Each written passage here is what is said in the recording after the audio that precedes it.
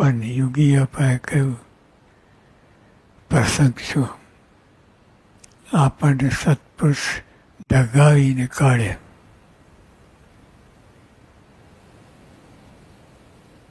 એક જરાક છૂટલો ભરે તો 80-80 થઈ જાય.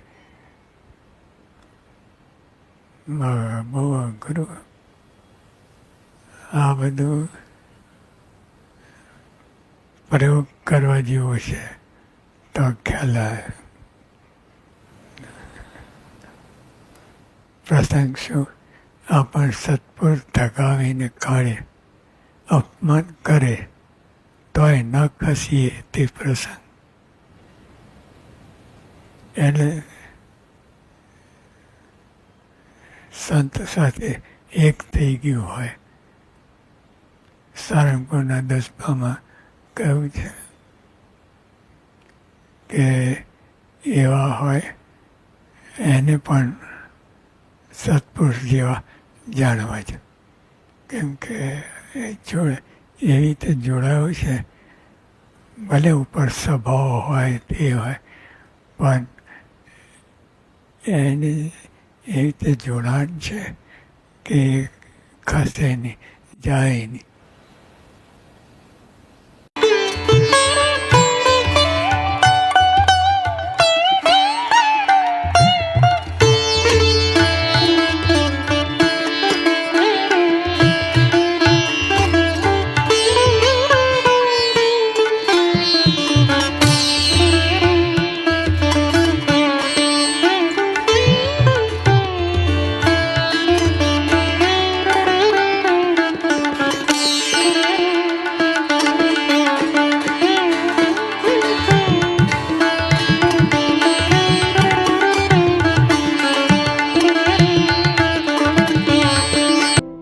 સામાન્ય તાલીમ નથી. દેખાવ સામાન્ય લાગશે તમને, એકદમ નેચરલ તાલીમ છે. દેખાવ નથી, સામાન્ય લાગશે, પણ કામ કેટલું મોટું થાય છે. કરોડ કામ બગાડીને, સોનાના ખોડા બારીને જે કરો તે કર્યા વિના થઈ રહ્યું છે.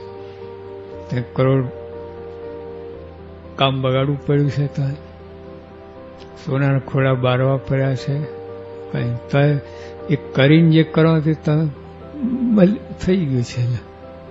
જે હેતુ તમને તૈયાર કરવામાં આવે છે તે તો શ્રીજી અને સ્વામી ભગવાન બધાને સંમત છે.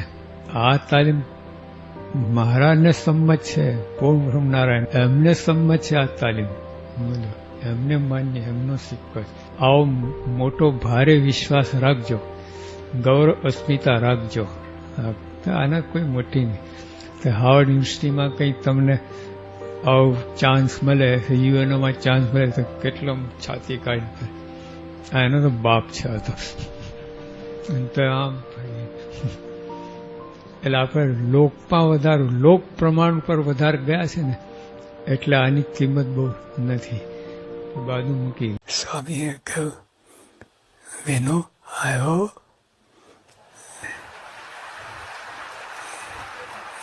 એ જે લટકું કર્યું, એટલો બધો પ્રેમ જે આપણે કહે છે અનંત જનની જેવું ઠાલી દીધું. 1 સેકન્ડમાં બધે અને આનંદ.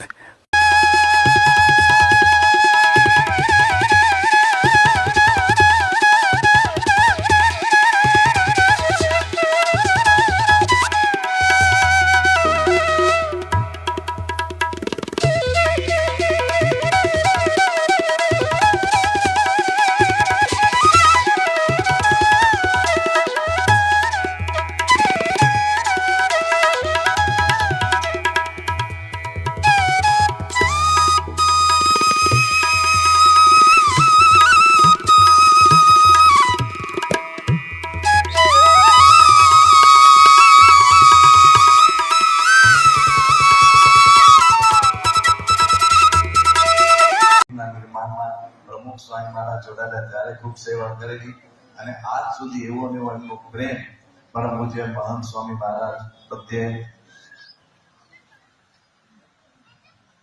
અત્યારે આપણને જો કહે છે કે 1960માં યોગીજી મહારાજ 10 દિવસ એમના ઘરે રહેલા અને એમની ત્યાં રહીને યોગીજી મહારાજે ત્યાં બધા ભાવ આપેલો.